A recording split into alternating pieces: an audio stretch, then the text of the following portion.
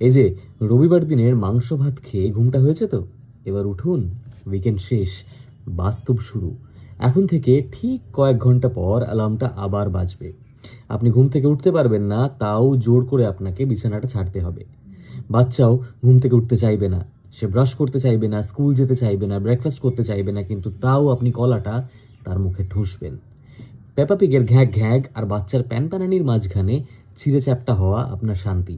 তারপর কার্পুল আসবে, সে স্কুলে যাবে।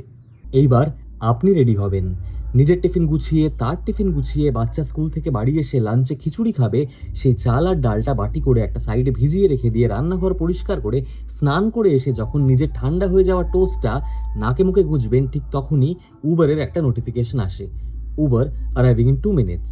যেই না ব্যাগটা নিয়ে সিঁড়ি দিয়ে নামতে যাবেন, তখনই আসে একটা ফোন। হ্যালো স্যার, কোথায় যাবেন? কেন, লোকেশন তো দেওয়া আছে। আপনি কি পেমেন্টটা উবার দিয়ে করবেন নাকি আমাকে জিপে করবেন অনলাইন? উবার দিয়ে করব কার্ডে। স্যার তাহলে ক্যান্সেল করে দিন, আমি যাব না। কিন্তু কেন? অতি কষ্টে একটা নন এসি যাত্রী সাথী জুটিয়ে চিংড়িঘাটার জ্যামে বসে যখন best ideas on good parenting এর কয়েকটা রিল দেখে আপনি জাস্ট অফিসে ঢোকেন, রিসেপশনিস্টের গুড মর্নিংটা শুনে মনে হয় সে সদ্য নিজের বাবার বিয়ের নেমন্তন্ন খেয়ে এসেছে।